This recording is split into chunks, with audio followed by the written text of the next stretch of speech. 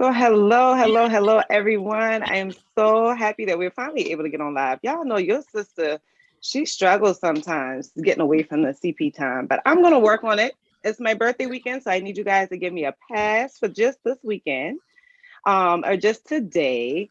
I totally started celebrating way too early and it just made me lose track of time. And so I'm so sorry, but I want you guys to know that I have a really good weekend planned for us. I'm getting older, so I'm not really into all of this really big celebrations. If you guys follow me on IG, YouTube, anything else, then you guys know that I've had a couple trips this year. And so I made it my business to say, you know, Amika, sit your behind home for your birthday. And you spent way too much money. Unfortunately, I don't have a husband that can manage my money and tell me, you know, get up the hell up out the bank account. So I have to tell myself, spank myself on the hand to say, chill out. So that's pretty much what I'm doing for my birthday. And I figured this is a good time to give back to you all. So for quite a few of you, you're new to my audience, or, you know, maybe you didn't get a chance to grab the items that you needed from my website. So if you're on my email list, I have decreased the cost for my one-on-one calls to $9.99. Those folks gave me Monday off. And so I open up the whole schedule for you. The crazy thing is if you're not on my email list, then you don't have the link. There's a special link that you have to use to be able to book those calls. So if you're on my email list and you already have that link, if you're not, you want to jump on, an email will come out, you know, tomorrow throughout the weekend where you guys can book your $9.99 call. Another thing is that y'all know I always give y'all a better discount than we give the other folks. So you guys have an amazing discount for my birthday. I figured that we could celebrate together in that way where I can give you a break on your pockets while I'm just also helping you take your career to the next level. And then it's Juneteenth. There's just so much to celebrate for this weekend. Juneteenth is an amazing day, in my opinion, because it's a reminder that sometimes we think we have it bad and other folks have it worse. We all know that Juneteenth is the day when folks in Texas finally found out that they were free way after they truly were free. So sometimes we think we having such a rough time, a hard time. Other folks have it even worse than we do. So there's a discount for Juneteenth as well. And I absolutely... Father's Day has been a tough time for me, guys. So I lost my father when I was 9 to prostate cancer. And when I was younger, it really wasn't a big deal. But as I got older, it became more and more difficult to not only celebrate his birthday, but more so Father's Day has always been pretty rough for me. I kind of go into my zone, get away. But I want to say happy Father's Day, Daddy. And I'm doing that by you guys also getting discounts, getting these calls at the calls at a discounted rate. And so help me to not think about that by grabbing whatever you need, because that will tell me that you're here and you're trying to take your career to other levels and you want to progress in life just like we all want to do, right? But less about me, less about HR. I am so excited. Like I told you guys in the emails, I told you guys on my live, on my stories, my IG stories, I have two phenomenal ladies here today. And I am just so blessed that they said yes when I said, hey, let's go live. I have noticed that when I watch the two of them together, I watch a lot of other folks in our field, African Americans that are in the human resources area. And it's just so crazy to me because I'll hear things that I'm like, is that really how it goes? But when I watched these two ladies on their lives, I was just like, oh my God, it sounds like I'm listening to myself. They've went through the same struggles. They are very, very transparent ladies. They've grown their careers and they're chocolate sisters. So don't think for a second that just because you bumped into me or you bumped into one or two chocolate sisters out here that you're like, but they make it so hard for us. They do, but these ladies are here to help me show you how you can still get there. Don't let the color of your skin kind of drive that imposter syndrome and you forget that you have every goddamn opportunity anybody else of any other color complexion has as well. And so I bring to you guys the lovely Akida Mann, as well as her friend who we've dragged into the social media space, Dominique Raven. So welcome, ladies. Hello, thank you for having us. Thank you so much. We're excited. Oh, I'm so excited that you guys are here. So thank you for being here. Thank you for making it a priority. Thank you for being transparent about your careers and your journeys. And again, Dominique, thank you for letting us drag you into this space. And so I'd love if you guys do me a favor. I'm familiar, right? I'm all over social media. I bumped into Akida Mann. Oddly enough, I bumped into your channel because I was trying to figure out how to organize my closet. And you did a closet video, oddly enough. That closet video was really dope. I love the closet video too. I knew her before that, but I loved that video. But wasn't that a good one? She was so nice. Love it. She was so natural in that video and like so humble because I was just like, am I gonna ever get a closet like that? But my energy, I just loved your energy then. And I knew that it was good to continue to watch like other content creators. And so one day you were kind of on calls while you were working from home. And then you went to explain what you were doing, what you do. And I was like, oh, and she works in talent. So I don't know if you remember this, but I commented on one of your videos and I said, how do you like working in talent? Mm-hmm. And you said, I love it. It works for me.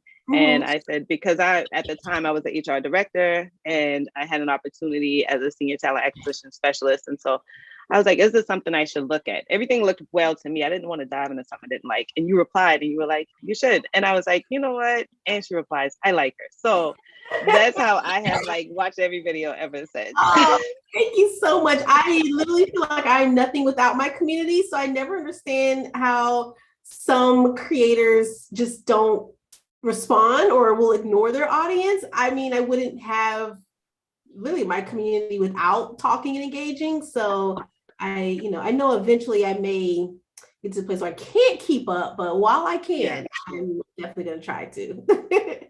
Awesome. I'm so happy you did. So ladies, tell us about yourselves. Like introduce yourselves to the crowd here or to the group that's coming in. Let them know like who you are. What do you do? Any information you want to tell us. I definitely don't want you to feel limited to what I say. Akida, you want to start? I'll go ahead and take it. So as Tamika mentioned, my name is Akida Mann. I am across all platforms as Akida Mann, my first and last name. And I have been in the talent acquisition or HR space for the last 8 years now. And I just recently left corporate, left it all behind, and am embarking on my new journey of doing content creation and also doing career consulting. So this is my new journey. I'm only 90 days in, so I just did a probation on myself. And, I started my YouTube channel, which is crazy. It's been 2 years now since I started my YouTube channel. And it's definitely something that I have wanted to do probably since like 2009, and just finally took the limitations off myself and decided to just really dive into building my community on social media. Awesome. Welcome. Dominique, tell us about yourself. So like Akida what Tamika mentioned, I have jumped into this space because Akida has kind of pushed me in. But I have been an HR professional for a decade now. This is my 10th year doing it. I started out as an intern when I was in college. And I still work in the corporate space. I work as a consultant. I work with startup venture-backed organizations. And so I'm part of their people foundation, really putting in the very basic bare bones of their people strategy. This is a new position that I just took on maybe 60 days ago now. It's 2 months. It's time flying. But Akida and I, we worked together before she left corporate and before I took on this new opportunity, we were peers at our last company. And this is the third time that we've worked together. So we are not new to this.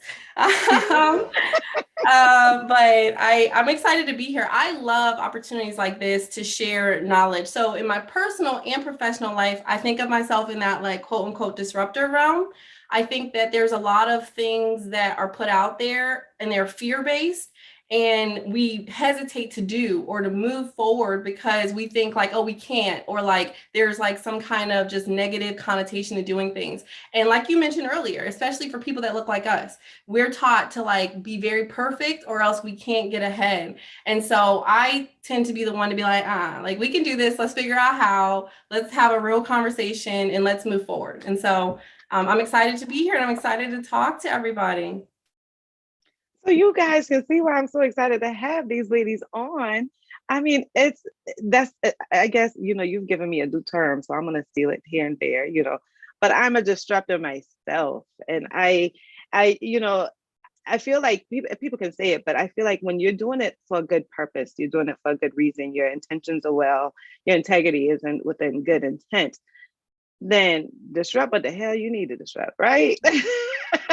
And you're right. And the it. thing is you always have to ask, and I say this all the time, why was this thing put in place? Like what created this rule? Was it to benefit me, or was it during a time when maybe people were trying to keep me out? So like, why not question it, and why not change the way we do things? Especially when, again, if I'm looking at the good of something, why can't it be done? And you guys are in Virginia. I'm in South Carolina, which is truly the South. And there's so many times that I'm just like, you work in HR, so you see both sides, right? You can see what's going on before the employees. You can see what's going on behind the scenes, right?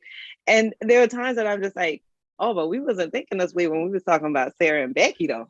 Now we talking about this when we talking about Quenisha and Tasha, and this is bothering my nerves. Very true. So I think disrupting is a good space to be in. And people have to realize, now, guys, don't get too twisted on this. Dominique has worked a way in her career where she knows how to safeguard her disruption. She knows how to, it's called strategy. Don't think you're going to walk in somewhere as an HR assistant 3 months in and you disrupting some stuff. Be careful with that. Make sure you know what you disrupt. Okay.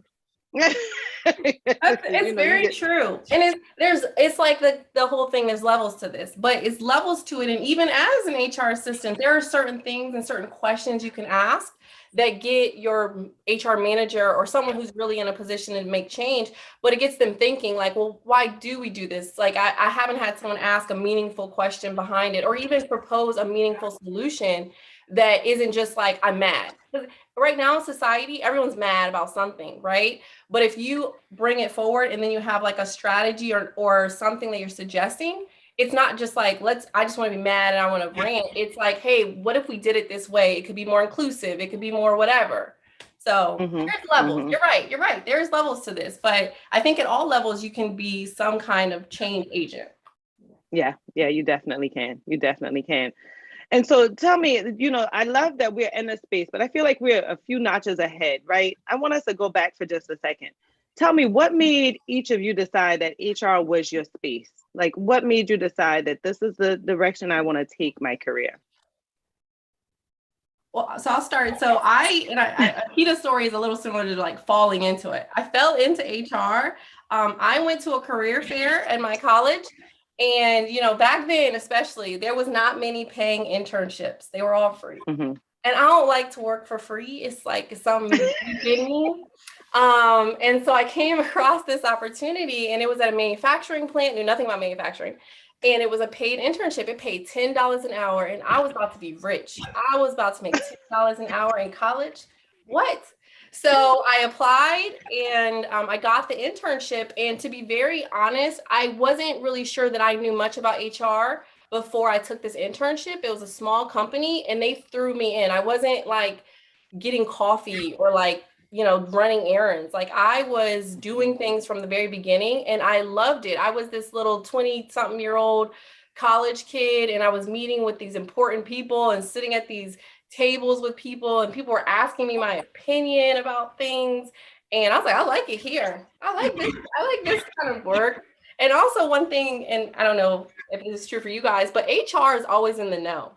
And so like, even though we don't always have a seat at the table, like a real voice to speak, all sides of it. Like, you got the people coming to you with the like stories about stuff. You got leadership coming to you because there's a strategy plan. And I like to be in the know. I like to be someone who has an eye on everything. So it just seemed to fit, and I just built from there. And it wasn't linear. So when we get down the road, we'll talk more about that. But that's kind of where I took my first step, is that internship fell in my lap. Awesome. Did you continue from that internship? Like, was that the start of it and you continued in HR? When you say it wasn't linear, I was just wondering if you stepped out of HR, came back in, that type of thing. So I did. So I started as an intern. I graduated. I was an intern for 3 months. It was my last semester, my senior year. And so when I graduated, they offered me a full-time position. I graduated on December 12th. I won't forget it. And by December 15th, that Monday, I was in a full-time position.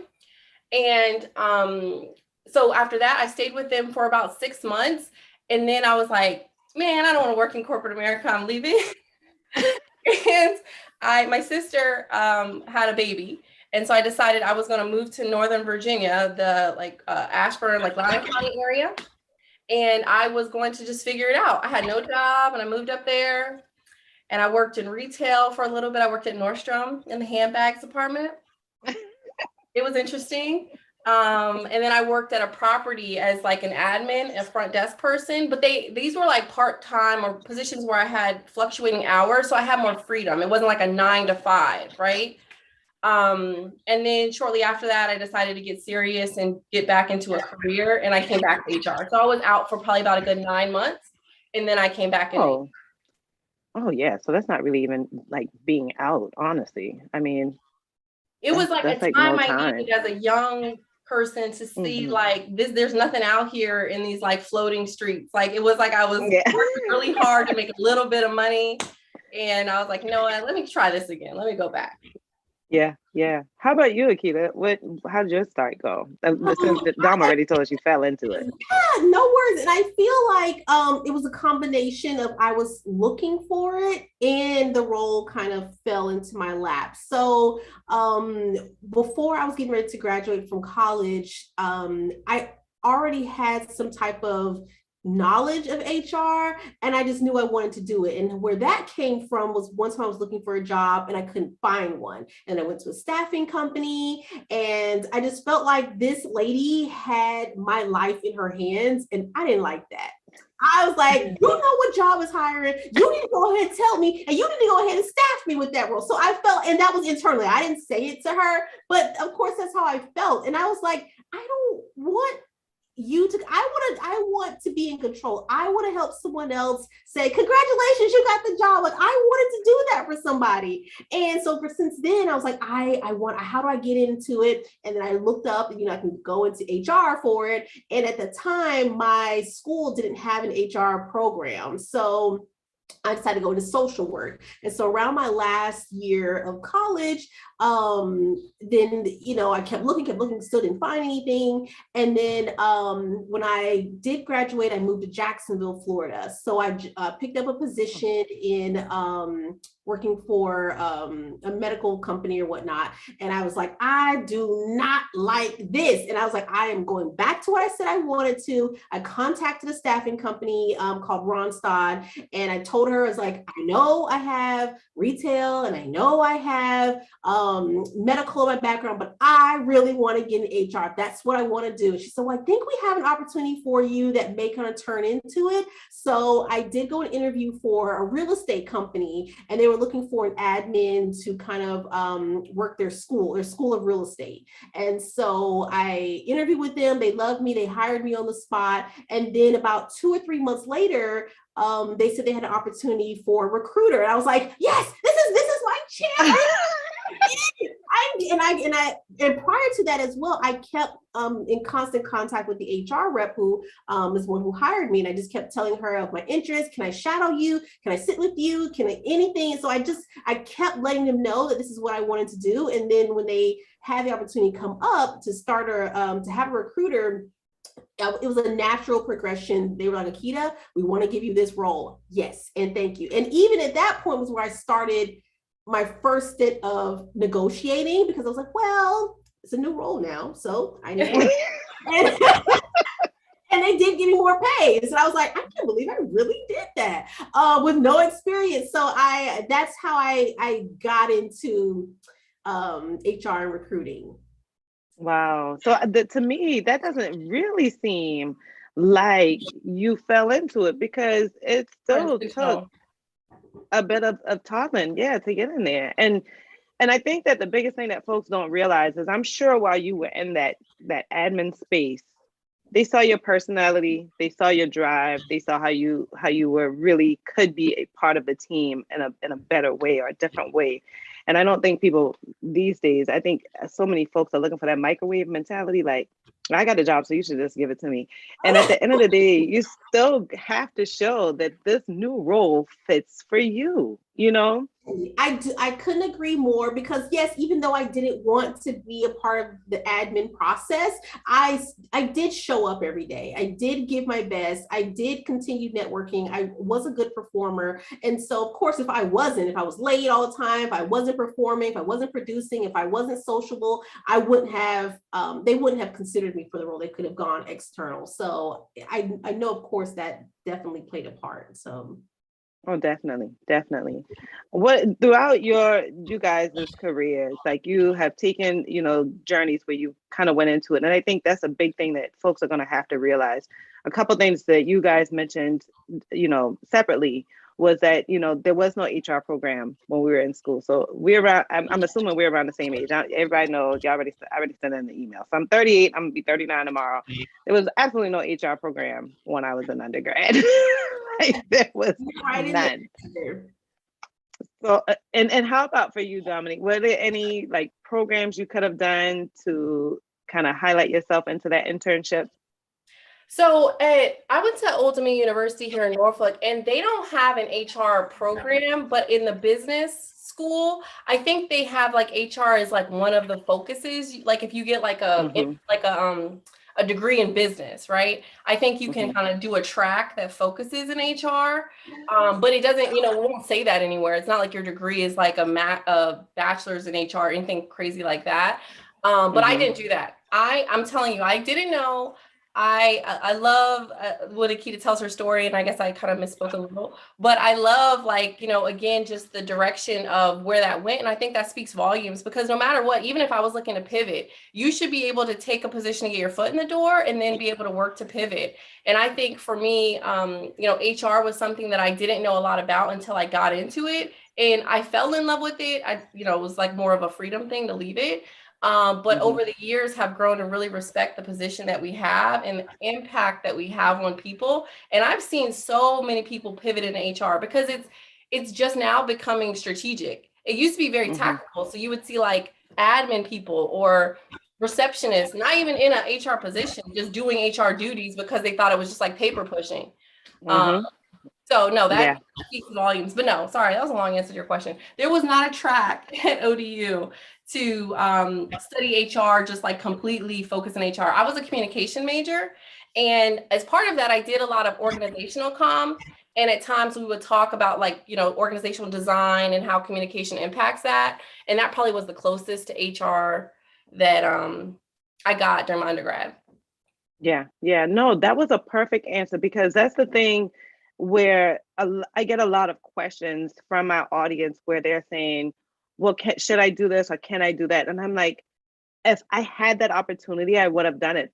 But obviously you could do it that way and you could do it a different way, because majority of the folks that have been in the HR career for quite some time won't have HR bachelor degrees. Like we didn't take HR classes. Like we literally learned as we went. I'm pretty sure that these educational tracks are different, because like you said, it's totally became more strategic. Like definitely, I know every director I've had for quite some time throughout my career, if they didn't fall into it, then it was because they were working in finance or they were a receptionist. And so we gave this position to them because, again, people thought it was paper pushing. And now it's different, where they are expecting you to have more strategy with it. So no, I like that answer. So if folks thought it was long, then you ain't trying to learn, because she's teaching you some stuff. You know what I'm saying? What throughout y'all career, like one thing I noticed Dominique kept saying was like, you like meaning to know. And I think that works for me too. I don't like going into places where I don't know what's going on. Like I need to know what's going on. So I do like that. But that was a moment where you were learning about the career as you went. What are some of the other things that came up throughout your career that you're like, I never would have thought that this would have been a part of my career? Sorry. No. Sorry, no, I would say the impact that we have on people. I think Akida mentioned it. She noticed it early because someone had that impact on her, right? But like in these 10 years, have had some very interesting conversations. I've had some difficult ones where like, again, it could be where I'm delivering bad news to an employee. But on the other side, like at times we're like people's therapists sometimes, and we got to kind of like, okay, well, thank you. This is a lot of information and we have to navigate that. But being in a position where you're truly impacting people, because different roles do different things. Like sometimes people in tech are in tech because they don't have to deal with people. They get to work with systems and they get to like do data and, you know, aggregating things, and it's less like emotional impact. But with us, we deal with managers and leaders that we're coaching. We deal with employees that have issues and that need support. People have shared with me, I'm telling you, all kinds of crazy things. And you learn emotional intelligence that also helps you in your personal life, because you learn how to be a little bit more patient. And like sometimes I find myself with like relationships, I'm like, okay, so what I need us to do is they're like, I don't work for you. Okay, don't talk to me like that. It's like, okay, but this is effective if you just like work with me. So I think over the years, I've just realized the impact that I've had on people's lives, and it makes me more measured. There's a saying, like, if you watch any like old shows, when they're like, this is gonna sound crazy, but when they like kill people, they always say like, you should be the person to deliver the sword or to do it, because it's a different impact when you do it versus like when you're somewhere and you just make decisions from like an ivory tower. And we see that, like, we're the ones delivering the bad news or interacting. So it just makes us more patient and understanding when we're putting policy in place, because we realize this is not words on paper. This impacts people. And I love all of that and how it comes together. And just, again, the impact that we're able to make in this role. Yeah. Yeah. Akida, tell us about yourself.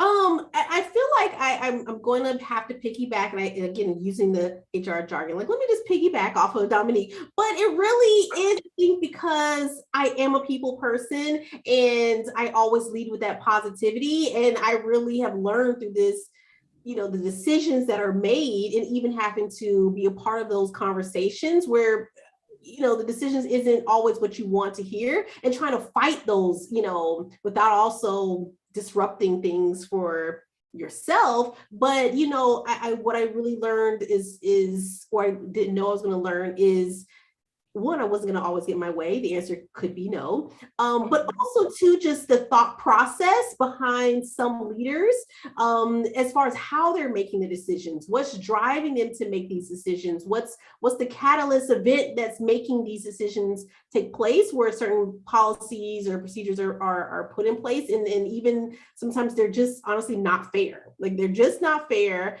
And they're made just enough that they're not quite illegal, but it's a little shaky, you know. It's like, how are you running this company? How are you running this company? So I think that's one of the biggest things I've learned. I didn't know that it was going to shape the way I think, even as being an entrepreneur, or even just how I view pursuing things. It was like, you really don't have to have your shit together. You can just still be a successful business owner or whatever. I didn't know that. I really had those leaders at such a high threshold of respect. Not that they were better than me, but just I just thought that they just, when you're a certain salary, you must be smart. You must be smarter than me. You're not. You must be know something. And then you get into those meetings and you're like, huh? Like, what were you thinking we can do? And how you get there? Let's backtrack for a minute. Like, can we take a 15-minute break and come back? Because you're like, this can't be your strategy. Like, did you really use critical thinking skills for this? You know, or you see the emails that they've sent employees, and then they come in with their story, and then you're like, but they forwarded me this. What made you thought this was going to be okay? Why you thought this was going to be a good email to send? How the hell I'm supposed to have your back? Exactly. And you sending this foolishness right here? Exactly. So I think, I agree. I definitely, again, that's the reason that I'm so, I was so excited to have you ladies join the crowd here, because I just love the impact that we've made. And I realize that it's definitely navigated the way that I am. It's probably why I'm single. I think way too deep into these things that I'm like, let's think about this. And then these guys like, no, let's just do it. But, you know, it does make you think differently. It makes you, and the biggest thing I think it does help us is that it helps us definitely with the emotional intelligence, because I'm careful on how I'm saying what I'm saying, depending on my audience. That's just so important. You know, that we can be in there firing somebody, or we can be hiring somebody. And I I have to adjust. I can't be the same in both of those instances. You know, if I'm having a meeting with hiring managers about just what we're doing in our hiring strategies, that's going to be a completely different meeting than I'm having with the CEO, CFO on how we're going to manage these finances to make sure to give an impact to retain employees. You know, it's just going to be different. And I don't know if people realize that when you walk into HR, it's not just the fun stuff that you see. It's some days that you walk home heavy. Like you said, Dominique, there just times and people tell you stuff and I'm just like, this, I don't think the law had mean for you to tell me this. Like, this is a lot. No, I know they didn't want you to tell me this. I gotta stop you sometimes. Like, oh my gosh, you know, and then when they're done, you have to walk away knowing that if it's not impacting their work, I'm going to act like nothing has happened. I just helped them in this situation. It's heavy for me. I'm still carrying it. But now I have to carry on my day as though nothing happened. And that's the thing I don't think people think comes with this position. People see the autonomy. People see that we get a whole lot of resources, that we are open to a whole lot of information that they may want. But I don't think they realize that when you get that much authority comes a lot of work as well, you know, and a lot to carry home with you. But I am just super duper excited that my folks are in here. We got some HR directors in here. So we have some talent acquisition folks in here. So we have Don Green. He is my cousin. He's worked in staffing. So it's so funny when you said staffing. He's worked in staffing for quite some time. Hey, Antonio, he's my church brother. Hey, Sean, she's trying to get her career started in HR. Welcome, Joanne. You're so new to me. And so welcome. I'm happy you took some time to join us. And Tara, thank you so much for being here. I'm not surprised. I appreciate you coming through. She's an HR director down in Florida. And when Dominique mentioned working for like startups as a consultant, Riley is the HR director for a startup. So he's definitely excited to hear, I'm sure, whatever it is that you'd like to say. And Kirby, we're happy that you came back again. And let's see, what are they saying? So you really would be surprised how many leaders are just winging it. Oh, yeah, without a doubt. We talked about that. They truly just wing it. And it's almost embarrassing sometimes.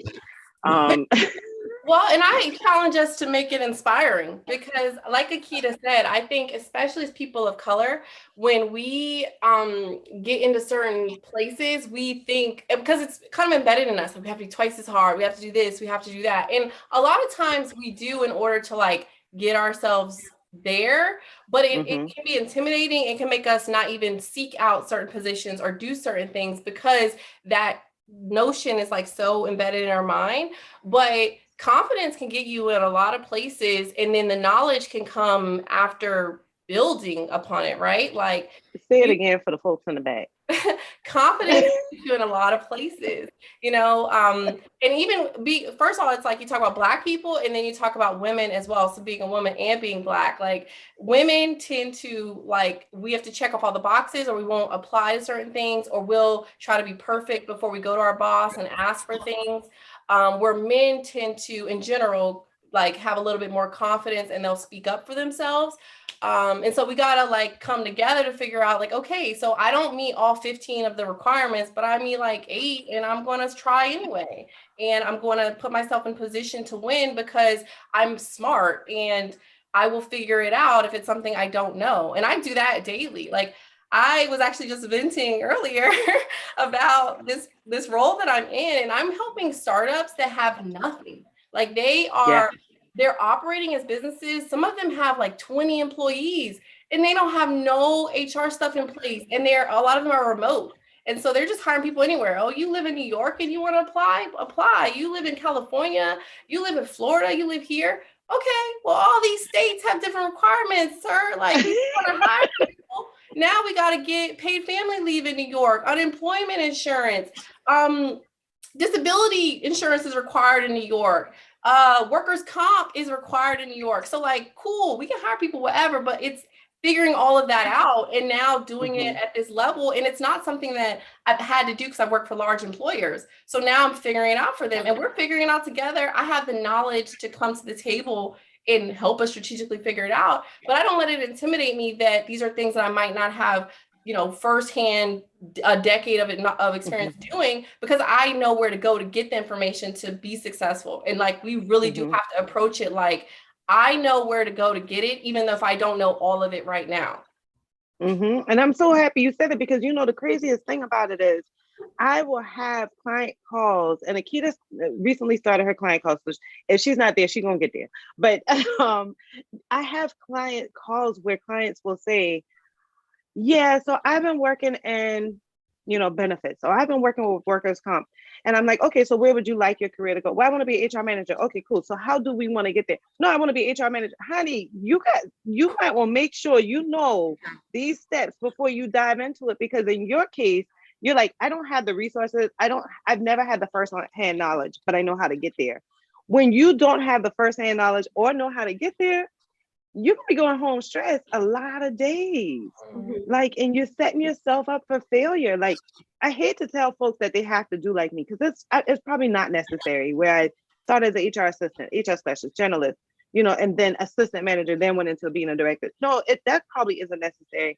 But I thank the Lord for every time I've been able to grasp new information, so that now I feel more confident going into a space where I haven't touched it firsthand, but I can navigate to a result that works out. And being in a startup, I don't know how you're doing. I'm pretty sure you're sipping on that drink way more often than you want to. No, I have 9 startups that I work with. So it's not just one, 9 of them that I'm getting up to speed, but I'm figuring it out. But you made a good point. I think that in HR, there's a lot of opportunity to baby step. I don't do this like y'all do. Akita's doing consulting, you're doing consulting. And I've worked with a couple of people who are like, I want to get in HR. I want to be an HR manager. Well, so you can be an HR manager, good goal, but you're not going to just jump right in as an HR manager. And I would, like you said, I wouldn't recommend that. Like, that's a big step to take, but you can definitely get in. And at a small organization, they might not have a manager, but they might be looking for like a coordinator or generalist, and then you grow into that position. And those are the best scenarios. Or like Akita said, coming into an organization that doesn't have HR, and you keep pressing upon why they might need it, or talent acquisition, or whatever, lane it is, and you can create it. And especially once you're already there, you've already built trust. Akita is like the bubbliest person I know. She walks in any room and she has 10 friends before she leaves. So like, I know Akita back. I didn't know young Akita, but I don't doubt that she went in there and made it evident why there was no one else they should choose, because they grew to trust her. Akita might not know 2 things about recruiting somebody, but they trusted her, and she built that rapport. She had the confidence, and they knew she could figure it out. And so like, there's a lot of opportunity, I think, for people that want to get into HR to look at smaller organizations as their foot in, and not necessarily big titles, but some small organizations do have big titles for roles that you really aren't doing strategic work. But that's a really good way to get yourself in, is either start in another role and help put the case forward for HR, and or look for smaller organizations to be, their HR person, where there's less risk, less impact, and they'll be willing to take on, someone with a little bit less knowledge. There's all kinds of strategies to get in, but those are 2 that I think do work. And even one thing I want to piggyback on, Don, when you were saying that, is in one of my other roles as well, I worked at a finance company, I was promoted into the HR manager role, but because I started as an associate at the finance company, and when the main recruiter left, they again slid me right into that role, because again, I had to put out that when I go into an organization, I'm already looking like, where am I going next? Where am I going next? Like, I'm looking for what's my next move. I'm not staying in this role forever. You can forget it. I'm already looking. So when she left, she suggested, or put my name out there, like, yes, Akita is ready. Go ahead and promote. And that was my first time being a manager in corporate. I didn't have any experience working with having team members report to me or anything like that. But I didn't take the role and say, this is beneath me, I'm not going to do this. I took my role, I did my job, I networked throughout. And then again, when the opportunity came, it was easy fit to say, yes, Akita's going to be the one to take on the recruiting manager position. But it doesn't always work that way, but I do think as well, there was that level of humility that I was humble, I did my job, I did it well, and the promotion came. So for those who do have that expectation, is I'm going to come in here and now I want to go to the moon, I tell people you can reach for the moon. However, You do, you know, it's like getting something for nothing. How do I know you're going to be successful? How, you know, and even a lot of things can be taught. You know, we can teach you anything as well, but if you don't have the baseline knowledge, it's a little harder to navigate up the ladder without it. Yeah, definitely. Yeah, definitely. I don't, you know, it's just so crazy because I do feel like I know that there are opportunities given more to those who aren't minorities versus us. But I do think that the biggest thing that we can do is like you did, like you have to kind of show yourself, not necessarily show yourself approved in the work, but to show that you are someone that can show match into that culture. Like we like to give that they don't fit the culture. But you know, we want to show folks that you can fit the culture or that you can adapt and that you can learn on the go and that it's okay that you do it. And I think so many times I don't think people realize that when they interview, especially now that I'm working strictly in talent, I can tell in the first 2 minutes if I'm going to progress you to the next interview or not. There's so much that's given ahead of time. I ain't even waiting for you to get into talking about your resume or how you fit for this role.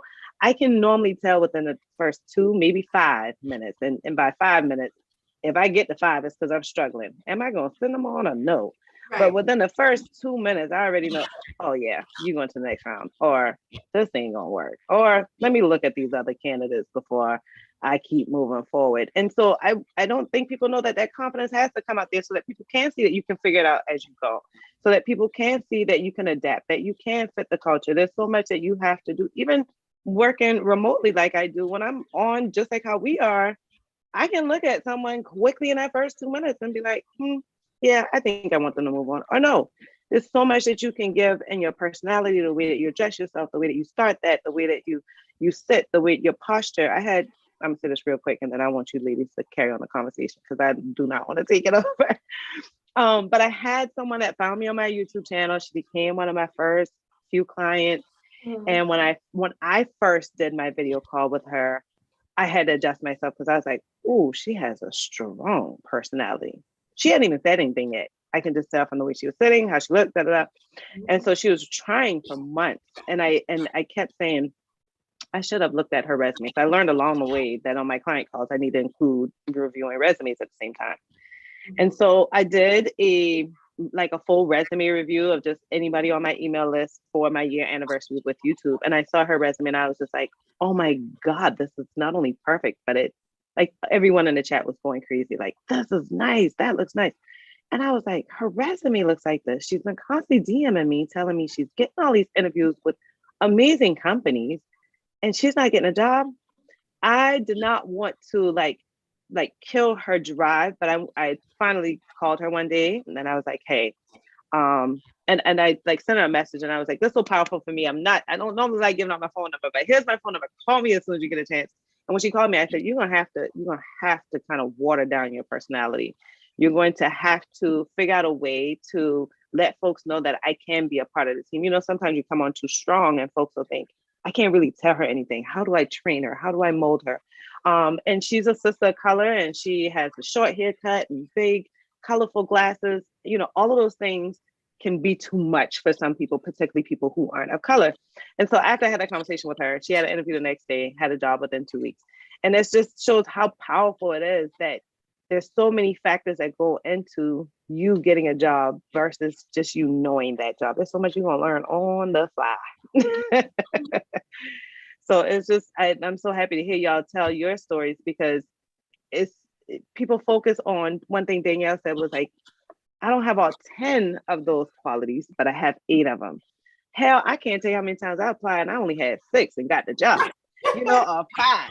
Like, right.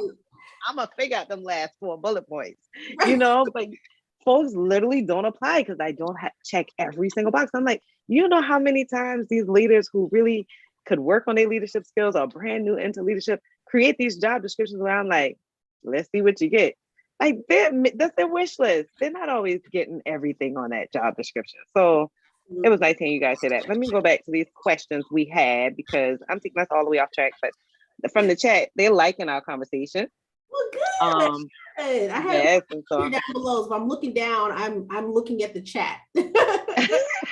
yeah, it gets to be a lot to like go back and forth, but they're loving it, and I know quite a few of them are in HR, and so they agree on our idea of leadership and how they, you're trying to figure out how they own a successful business, and that they just don't have it together as leaders, and I want people to realize that these same leaders we talk about are 9 times out of 10 the hiring managers that's giving you this job too. So stay focused that these are the same people that are giving you the job and they don't even have it all figured out. So don't feel bad about that. Most intake calls with the hiring managers, they say they have a position to fill. I don't even lead with, actually the first question I ask is, are these requirements your real requirements? And that's the first question I ask. I'm like, I'm not even gonna look at this. Are these your real requirements? And what are your must-haves? Almost like buying a house. Yeah. Tell me what you really want, so that way I can find it. Because a lot of times what they really are looking for, it's not in that job description. It's not in their requirements or their like to haves. It's maybe intricate details, like they're really looking for someone who's more metric driven, just to kind of round out their team even. So I always lead with like, what do you really want? Tell me that, so that way I can find the best fit. That of course meets those requirements, but again, just really gets those sometimes that smaller detail that they're looking for to fill a position. So I agree 1,000%. I don't even need, if I even like the title, I will apply. I don't even have to know if I meet any of the bullets. I'm gonna apply anyway. And I'm gonna reach out to you on LinkedIn and tell you, let's go ahead and set up an interview. Don't even have to pull it. Let's just go ahead and talk. I love it. I love it. So true. So true. I've definitely done it too. I'm not as good about reaching out on LinkedIn as I could be, but I definitely feel you. If I like the job title, I'm like, I think this gonna work. Bloop, apply. Yeah, so it's so crazy. I don't think people think too deep into this thing, man. Like if you really passionate about it, you're gonna have to get ready to hear some no's. That's just life in general. Every time we go to the store, Publix, Target, they don't always have on the shelf what we're looking for. That's a no. If we looking at these gas prices going up, how many of us yelling, no, no, no? So you just get prepared to hear some no's when you're looking for a job. Like people get hung up on this one job. Like I'm just waiting on them to call me back and then I'll keep looking after they're done. No, baby, you keep looking, because the same way they out here dating all kinds of folks, you need to be dating all kinds of folks while you're trying to find this job. Exactly. One thing Dominique reminded me of as we have our deep conversations a lot is that the beauty of it, or I think what the confidence that comes from the three of us, is because we do have the inside knowledge. We are privy to these things. We have experienced what these conversations look like. And so we lead with a different level of confidence because we know. And for those who are in the HR space, they don't know. So they're not as confident that like, oh, I really only need to have like 1 or 2 bullets. Okay, I'll go ahead and apply. They don't have that level of confidence. So I love that we are coming together to unveil some of these things so that we can, help others pour into some of that confidence. Like, no, you don't have to have this. You don't have to do this. You can absolutely do that. Yes, you're qualified for this. So I think I love that we are coming together and helping push some of that confidence onto other people, especially people of color, that can help them move up or get in the door. How about this? Because one person just said, and I see that Riley's replying, she was just saying, I do have a hard time with confidence in the interview. What are some of the ways that you guys could give her, you ladies, can give her tips on showing confidence or growing that confidence? Oh, go ahead, Dom. No, go ahead. You sound ready, girl. I'm going to hear it. Go ahead. Have another follow-up question because 1 or 2 things in speaking, you kind of hit on this, is the young lady you mentioned who applied for a position and her resume was beautiful, but she just wasn't getting the job interviews. And I also wanted to ask on the opposite side, is this young lady getting interviews? That's another question, because then there could be a part where your resume is not good. So it could be a little. You're so on it. And then of course the confidence part comes in it. But if that's not the case, again, a lot of times when people will say, I'm just not getting any callbacks, the first thing I think is your resume. Like something's not adding up on your resume, and that's why you're not getting callbacks for interview. But then again, if you are getting the interviews and you're just not selling yourself well, one thing I've been coaching my clients on is really just having your questions pre-prepared, because there are not going to be too many out of the box questions that are going to come out. There may be one or two that may stump me a little bit, but for the most part, like the answers that I'm going to be providing are typically going to be the same. Why did you choose to leave your job? What are you looking for? What interests you in the company? What is your, all those different kind of questions. So I already have those questions answered. I've studied them. They're pre-planned. So I answer them with such confidence. And I also answer them up front. Like I don't give them a lot of room that they're constantly asking me a lot of questions. I'm gonna tell you what you need to know. So that way you don't got a lot of questions. You like me, I like you. Let's go ahead and wrap it up. I will, who you next. So that's something that I have been telling people, like you have to have your answers answered, like ready. You know what they're going. You will, and to be able to not necessarily sell yourself, but that's going to come with confidence when you know the answer versus just sitting waiting for the next answer. Okay, Akida, what's this? Okay, so here's the answer. I don't have to think a lot because I already know what you're gonna. What are some great characteristics? What is a flaw? What is I already know you're gonna ask me this question, so they're already ready. And then as well, I also know what they're looking for. Either they told me in the interview, when they schedule the call, or it's on their job description as far as what's important to them and what they're looking for. So if I am a little stumped on something, I will go back to what it is they're looking for. And I throw that back on them. So like, wow, she really answered that question. Well, it was on your job description, so that's what I got it. You said that's what you were looking for. So, I turn it back on them on what it is they're looking for. And then again, I answer as many questions up front when I'm answering a question. So that way they don't have to pull and dig and probe me to death. What do you want to know? All right, yep, I did this. I led this many people. And so it's like, wow, Akida, and then they're stumbling on how many more questions to ask me. So I think that what gave me more confidence is to be more prepared for their questions. Yeah. And Dominique, I know you're ready to answer this question, so I hate to pause you for just a second. But Akida just hit so many things. I definitely want to piggyback on it, like she said. And so the first thing is, I don't say it in that way on my channel or to my audience, or any of my clients, what have you. But it definitely is the same thing when you're like, well, you have to already answer those questions ahead of time. I always tell them, get your elevator pitch ready, because you already know what they're looking for from that job description. You already know what you can do. Be prepared that in your introduction, or as soon as you can get that elevator pitch out, get it out. It's gonna probably be the same for each one, and you're going to perfect it as you practice it. And so when you're like, you already told me in the job description what it is. That's what you're doing. You're getting your elevator pitch ready.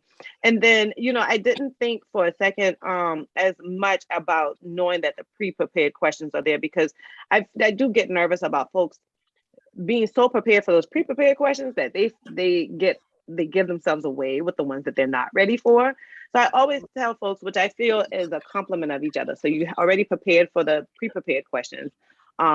But for the ones you're not prepared for, just be prepared with your PAR method, where you know what problem existed in a past situation that you had, you know what action you took to get there, and the result that you did. So it's like telling a story each time. So if you just prepare that story each time, you already know the answers to these questions that everybody uses. But when they give you one off the cuff, tell me how you handled a situation that did X, Y, Z. Almost every interview, I'm going on the same problem, the same action I took, and the same damn resolution. How do they know what I said in the interview last week? They don't know. So I'm going to go ahead and tell you. I rotate. 3 questions, problems, how I helped resolve it, and what was the solution. I already know you're going to need about 3, and I'm going to be ready with Love it. Yes. At minimum, you're going to ask me 3. So yeah, I try to tell folks that. Now, Danielle, tell me what you think about this confidence for folks. Danielle, Dominique. I keep doing it to her, y'all. No, and honestly, that's what I was gonna say. So Akida touched on the elevator pitch part that you just kind of recapped, but I always recommend that you think of 3 scenarios, like you just said, three things that I feel really proud about that I had an impact on in my career so far. Or even if you're younger and it's like a blend of career and like college things, but 3 things, think about the scenario, and you don't have to, like you said, don't try to answer a question. Just think about like, okay, so I'm really proud of the time when I helped implement this program. So why did we need to implement it? What was the problem we were solving? What steps did I put in place to make it happen? And then how did it ultimately turn out? And write that down. Write it down, because it's something between your hand and your brain when you write it down. And it's not even that you're going to read it, because don't read anything during an interview, but it's the process of doing that, so that when the interviewer asks you the question, you can articulate whatever the question is. It could be, tell me about a time you solved a complex customer issue or something. And I promise you, you had a customer in any scenario you thought about. It doesn't have to necessarily be a customer that's giving you money. There's a customer on the other end of whatever transactional thing you were doing. And you speak to one of those 3 things that you've already bulleted confidently, and you answer the question. Well, this one time we had this program we needed to put in place in order to solve this thing, and my customer was this other department, and they were very, time sensitive. Like, you will speak to the question, but you use one of those scenarios. So I love par or car, right? So the case is the first one, but it's like really understanding what it is that you've done or the things you're proud of and leaning on those. And like you said, first of all, one thing that people do too is, like, if you're in interviews where there's multiple steps, you feel like you have to give the first interviewer and the third interviewer different things. No. If they've set separate interviews, best believe I'm going to reference the same things for each one. I don't have to think of 18 because they're going to send 7 people to interview me. If they wanted to, like, do it differently and they did it all together, they would have got it all together. But now that we're doing it separately, I'm still going to reference those same things. And, I coach my clients on not having so many interview steps in general, because that's what happens. But if you are on the other end of that, be prepared in that way, just because that boosts your confidence. If I know what I'm speaking to about myself and someone asks me, I'm not like, okay, so tell me about a time when because now I have to rack my brain and think of something. And like you guys said too, even having your questions for them prepared, because you show that you have an interest in the role, in the culture, in the impact that the position has to the company. And that can make all the difference, being able to be someone that's truly prepared coming into the interview will set you apart. And not just because of the actual examples that you're giving, but again, the confidence that you're displaying, it speaks volumes. I wanted to go back really quickly to something you said about the girl that you talked to, you coached her, and she got the position. So something that I find myself doing in my role, and with our last position I shared with Akida, is I find myself almost coaching people that are interview. I don't know these people from a can of paint. I just met them, and certain people, especially when it came to salary discussions or whatever, they're very timid and shy. And whether it was completely appropriate in my position or not, I felt the need to help people because I do understand the impact of what they're doing and what that has on their livelihood. It's not just an easy, I'm not going to hire you, or I am. It's also thank you for sharing this information with you. If you don't mind me giving you some feedback on the interview, something that I think could help you in future interviews is, I see on your resume you did this. I would lean into that, highlight that, in future interviews, because I think that really speaks to where you're trying to be. And I would develop that out. And I would do that all the time.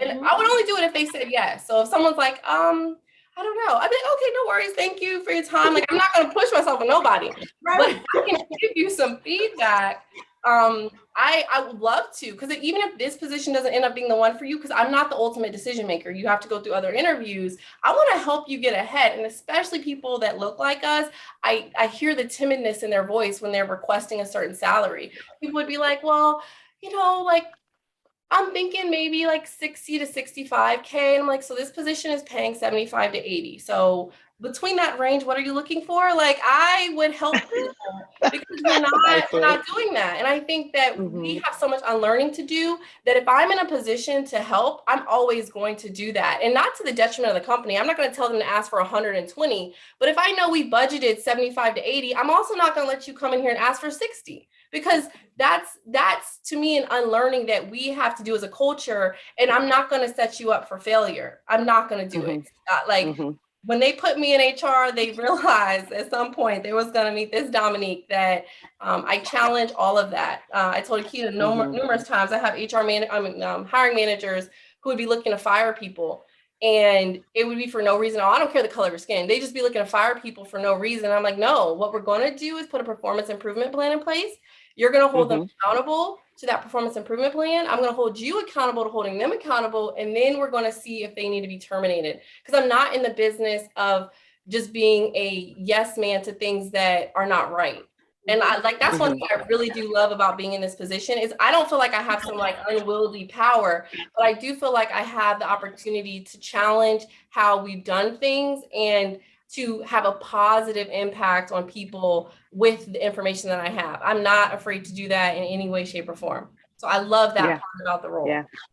Yeah.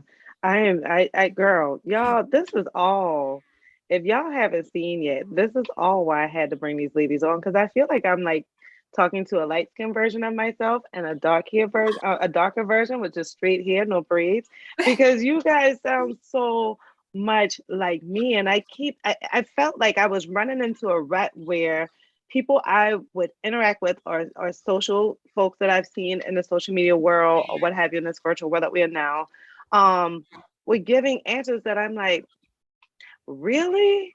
Like, how many people is that helping? Like, let me know what your clients are saying or whatever.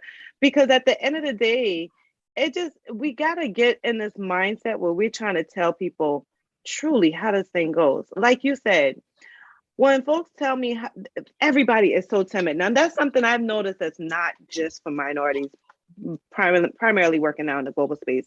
So many people get so timid, even if they've been in it for 20, 25 years, they get timid when you talk about salaries. It's not everyone, but so many people.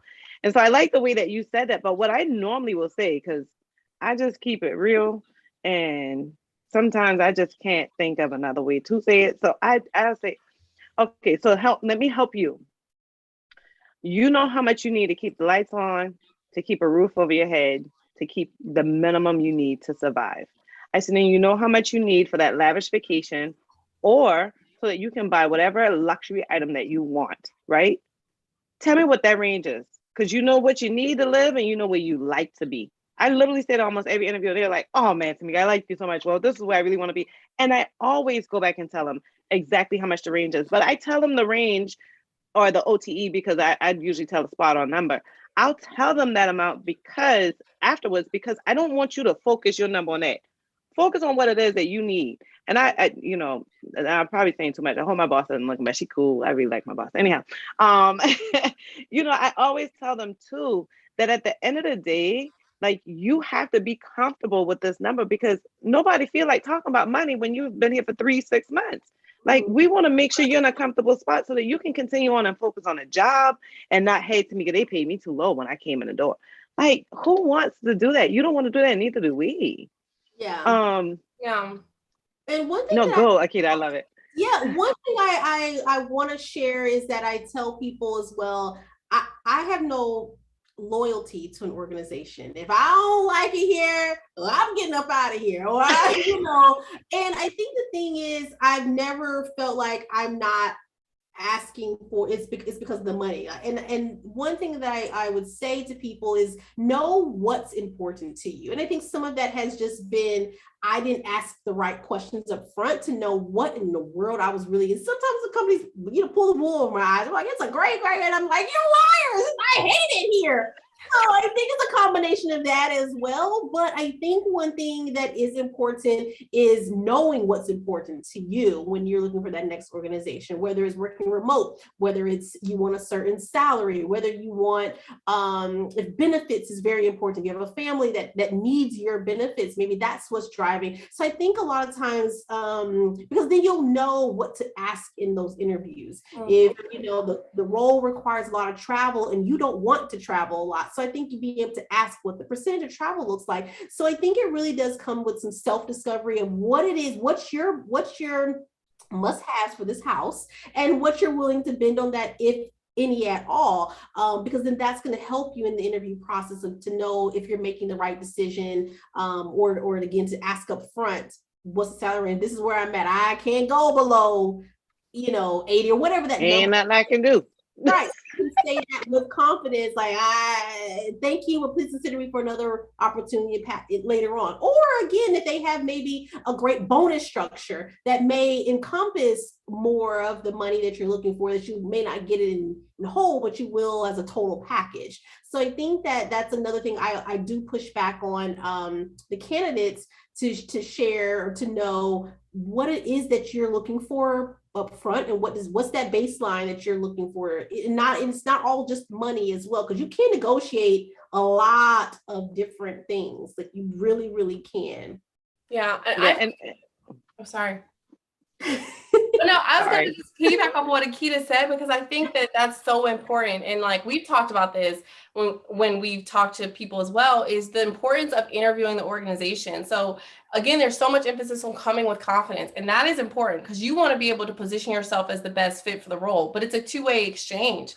And so beyond salary, there are so many things that matter. On this journey, there are times when like I've had multiple offers, and deciding between the two, it wasn't necessarily the one with the highest compensation. It was one where I felt good about the company I was joining or the role. And so like some things that are important is that, again, like Akida said, outlining what is important to you. So like, we all need money to live. So like, us lying and saying that it's not important is not good. But you, again, if you're looking at some comparisons, and one is maybe 5,000, more or less, but the company is offering you so many other things that you find value, you might take that one that's a little bit less because it meets so many other needs that you have. And it might be over or at whatever your threshold was that you were looking for. And so I think some really meaningful questions can help in the interview process. And I love the opportunity to be able to, if there's peers, if you're moving into a role where there's like, it's more than one in that position, or someone that's considered a peer, being able to talk to that person and understand what is the culture like here? How does so-and-so lead? What do you enjoy most about the role? What do you find to be the most challenging? What is the communication style in this organization? Like, do you feel like you're informed? Like, things that really do matter, because your mental health is going to cost you if you join an organization that's paying you buku dollars, but that organization is toxic, and it just like, you collecting this paycheck over here, and in your mind, like, why am I here? And especially in our realm of HR, because you already spoke about it, we participate in a very energy exchange environment. People, we don't get a therapist. Like, maybe our peers are a therapist or a leader, depending on the organizational structure, but people pour a lot into us, and we learn how to be emotionally intelligent and sympathetic and empathetic, and take in that information. But if you don't have something grounded within yourself as to why you're there, that can be so heavy, and you can get burnt out, not just from the work that you're doing, but you're constantly taking in like people's needs and questions. And again, you hear about some terrible things that are happening in people's personal lives, and you're taking all that energy in. So you have to be able to say that I'm in a role where my needs are being met as well. The company's investing in me training wise, or whatever other things are important to me. So that two-way exchange is so important. I feel like that's kind of what Akida was hitting on as well, that, it's more than just the money, but making sure in the interview process, you're assessing all of the things that matter to you. And it's not that the company's going to meet all of them, probably won't, but the ones that are, really important, that you're talking about them, or at least coming in with an understanding of what that means and what it's going to mean for you long-term in some kind of way. Yeah, Don had on it too, and he was like, he finds himself persuading candidates to go for the top and not just negotiate for the salary, but also for PTO bonuses, you know, time off, education reimbursement, you know, that type of thing.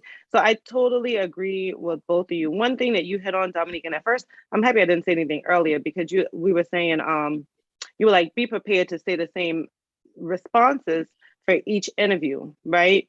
Which is so true. I totally agree with it. But then I thought about it as you were saying, you know, when I want to hear from my peers or my potential peers, like those folks that would be your colleagues in your position. So I would say for every interview, it's good to say the same thing, but when you get with them peers, like make that a true conversation that's different and focused less on you and more on how they're liking that job. So I think I didn't even think about it until we were going through the conversations. Like, yeah, definitely use every single scenario, you know, repeat those things because these hiring managers, most times we don't talk until the end when we already went through all the rounds and we had one conversation. All right, who's stand out? You know, they're not really talking to each other about this. And if they do, and they realize that you said the same things and they're like, oh yeah, she told me about that and I really like that. Akida was saying, hey, if they mention on something about your resume and they ask you about that, that shows that that brings value in some way. So definitely make your answers around that too. But when you get them peers and whenever you have peer interviews, because not every company does it. I'm sure Dominique is you know, definitely educating these startups like, hey, you need to have these type of people involved in each stage of the interview. And I wish more companies would have colleagues in because when you have these people that potentially be your teammates, like them the folks you really want to hear from. They're doing it every day. They're living it every day. That the things that you find important, a homework life balance, you know, being able to get a performance review every year so that you can get a merit increase. If these things are important to you, these are people you're going to ask this to. You know, the people that would be on your team. And I would say that if it's a multi-step interview process, and let's say the recruiter doesn't say that colleagues are part of the interview process, I would say that depending on how comfortable you feel, I would maybe reach out to someone on LinkedIn. Because LinkedIn is a great platform. It's like it's social media. Like right now, I could DM Beyonce. Don't mean she's gonna respond, but like I have access to Beyonce. So like a saying, and Akida's heard it all the time, I say access changes everything, right? Like LinkedIn gives us an unprecedented level of access. People might not respond, so don't get me lying saying that you're always gonna get a response. But like you're no longer in the complete dark. And even if you, let's say you're looking for a role in HR and you find the company is, you know, Dominique Consulting, and you see there's this accounting person, and it's like, hey, accounting person, you know, I noticed that you worked at so-and-so company, and maybe, you know, tell them something else about their LinkedIn resume to show that you're interested in them and say, you know, would you have a few minutes to share, you know, what you enjoy working about Dominique Consulting? And again, you might not always get a response, and that's okay, but you might be surprised you get a response and they're like, hey, I love it. This is the reason why. And it's like, now you have a conversation. It's like, oh my gosh, thank you so much for sharing that. I love that you provided that feedback. You know, what would you say is your biggest challenge or one thing you would change about the organization? Again, may or may not respond, but you miss every shot you don't take. So why not take a shot and get to know that company from a different angle? And I mean, like, you know, we're talking, I know this is one of the questions, I don't know if we'll get to it, but just like our career trajectory, I have made a lot of moves in HR. I am a job hopper, proud. It's like a title I have.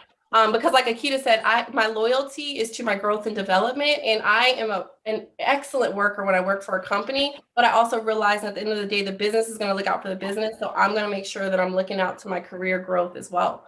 But that being said, I'm very intentional about trying to understand the organization or the people involved, asking good questions, because I understand that alignment matters. It matters in so many ways. So I would say, you know, if you're not using LinkedIn, it doesn't hurt to use it in a very professional manner. Don't, you know, become too friendly with people too quick, but you can use that as a platform to have access to people that might not be in the exact department that you're looking to be in, but people that may have some great perspective for you on organizations that you're interested in joining. Or you just networked with someone and now you have someone who may down the road be able to help you with something else, and connections are everything. Yeah.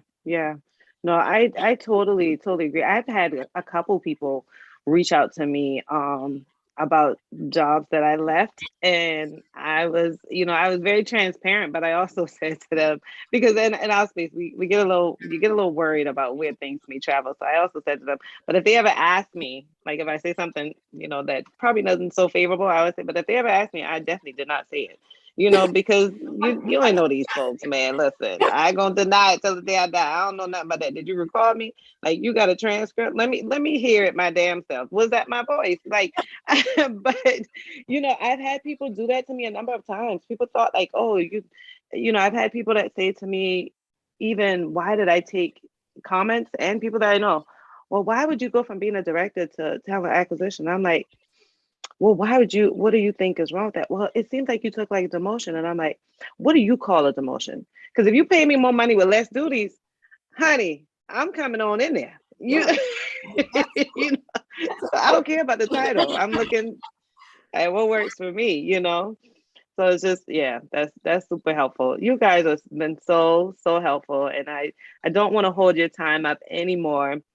But I value the experience the time that we've had together so that we could share. As you can see in the comments, so many people are agreeing. So many people are commenting back to what we're saying. I'm hoping that this live is valuable to those who may find it in the future, because I think it's nothing more warm, nothing that can warm my heart more than when I see people that look like me, that talk like me, that are familiar and already in places where I'm aiming to be, to help me get there. That's always my motivation throughout my career, throughout my business now, is I kind of pay attention to see like, well, that can be a moment to give me a little energy to keep going, or that can be, some resources so I can learn how to get there. And so I thank you guys so much for this. I think it'll be super duper beneficial to anyone that comes across this. Do me a huge favor, ladies. Whoever wants to start first works for me. If you guys can give back any information to anyone about anything that you feel people should know, what is it? Share it with the audience here. All over the place. I think I need a little bit of a hand. Any information regarding looking for a job, or just more so, in my opinion, I feel like there have been times where I sit down with other HR professionals and I'll go to vent about something, and they'll say, oh, that always happens. You should have just talked to me about it. So there are times that I find myself saying that to other people too. I think we've done a lot of that where we're telling people what to do for a job or what have you. But I think people look at us being in a leadership position and not realizing that everything won't be roses just because you got there. So what are some of the challenges or successes that you've had that you're like, at the end of the day, this is my bottom line that I've taken from my experiences throughout my career that I wish someone had told me? Oh, wow. One thing that I was told earlier on in my career was fake it till you make it. And I don't agree with that anymore. I really did think that was setting me up for success, and it wasn't. And I think that then I put myself in a position where I felt like I had to be perfect or be the subject matter expert on something and execute or deliver in that way, when sometimes I just didn't have the answer, and I didn't know how to navigate through that. And so I think the best thing that I learned is that I don't like that. I'm never going to tell you when to fake it till you make it, because, and not saying that you can't position yourself to where you can't get the information, but I think it just never set me up for success. And now I know how to push back if I don't know the answer, or even push back to say, hey, let me get back to you, or push back and do that with confidence. Like I would be like, oh, you want me to build a skyscraper? Okay, sure. Let's go ahead and get right on it. How do I build a skyscraper? And then you would mess up or you would misperform because of that mentality. So I hate that I was told that so early on in my career, and I would never advise anyone of that. Fake it till you make it. But also too, I would say, and everyone that I'm starting to talk to, as I'm just recently taking on client calls, is it really is that confidence, but it comes with, I think, again, talking to other people. A lot of us are in this siloed space, or we don't know who to turn to. But I think there's just impact in that community. And I going back to, we talked about LinkedIn, I have gotten my last 4 positions from LinkedIn alone, whether it's someone reaching out to me or making connections or something of LinkedIn. I keep my LinkedIn door open because you just never know who is connected to who, why they're connected to this company or whatnot. And I really think that your network can really impact your net worth. And so that's where I would have truly focused my energy on earlier in my career versus trying to be a version of this fake it till you make it person. And I'm over here just running myself into the ground, trying to, fake it till I make it. I'm like, I don't know how to make it. I can't get that. Okay. I don't know the answer. So I would have just, that's my biggest advice. I wish I would have learned earlier on with confidence. I love that. I love that. Dominique, what would you like to share? So my thing, I'm really big on energy, and I think that something that is important for us, and I feel like later in my career, I started to embrace it, was to always make sure that when I'm taking steps forward, I'm leaving the door open behind me. I think that, again, like being in the positions that we get to be in HR, sometimes we can become intimidated by them, and we can worry that if we do something a certain way, we're closing an opportunity for ourselves. And that's a very limiting belief. I think that the reason why like things like this exist is because we're taking the opportunity to make sure that people that may not have as much information as we do have it. And so when you get into certain positions, make sure that it's not some scarcity mindset and that you're not, just so protecting your own role, but that you're looking at ways to make impact for other people that do look like you, or people that don't as well, but just making sure that, while you're focused on your career trajectory, you do what you can to help pull other people up. And that's why I enjoy doing stuff like this, because I think that even if one person who joined this call takes one gem from something we said today, it was the fact that we shared it, they received it, and then they put it into practice. And like, that makes me feel good about what we do. And just, again, us sharing this information. So embrace that. I'm embracing it a lot now, because I'm just to the point now where I just know like certain things. And I'm like, no, we're going to get some people up here with us.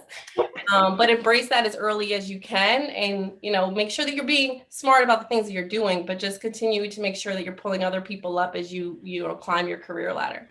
Mm-hmm. Wow. So powerful and so true. I totally agree with both. I'm so happy I reworded that so that you ladies could answer just as you did. Because again, I wish someone had told me those things. So give me just 2 seconds. We're gonna catch up on the chat and then let folks go. That's just warmed my heart. Y'all just put me in a comfortable spot. But everyone's totally agreeing about not faking it until you make it. And folks are super happy that you guys are here. Who knows, y'all? Maybe they might give me another yes later on. If you guys, get in their DMs because they address those DM issues, maybe they might say, do it again.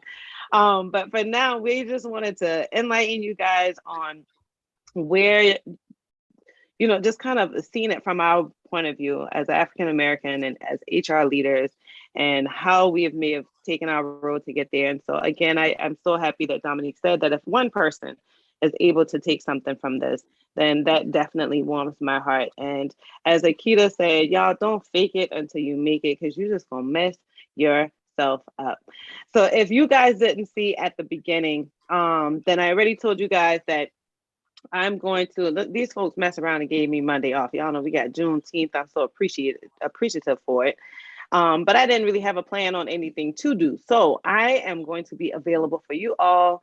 I have discounted those calls at $9.99. So if you're on my email list, then you have that special link that you can use to book that call. It's not on my website, so you have to be on my email list in order to book that call. I'm doing calls all day on Monday. Definitely grab your call. It's going to be limited. When that's booked, then I'm going to shut that link down, or it will automatically shut down because it's booked. Another thing is that I have discounts going for everyone, and I sent out emails telling you guys that those discounts can start tomorrow and that you can use those discount codes tomorrow. But those discounts have been effective all day today because I was waiting on the time that I get with these ladies, so you guys can dive in, grab whatever you want. For those on my email list right now, I believe that it's either at 50 or 60% off. But when it goes to everyone and I start pushing it to the wider audience that's not on my email list, they're getting 39% off because your girl is turning 39. So grab that 50% off while you can. A little pre-40 out here. But grab it while you can, because that's just my way of just saying I appreciate all of you guys supporting us, and I want to give back to you in some type of way. For me, I hope this doesn't come off as pompous or biggity or anything like that, but it's not as much the money for me as much as I want to see more of us in places where we belong. So if getting those resources I have for you at dirt cheap works to help me see more of you in the space of Dominique Raven and Akida Mann and Tamika Green, then that's what I want to do for you guys. So I appreciate you all so much.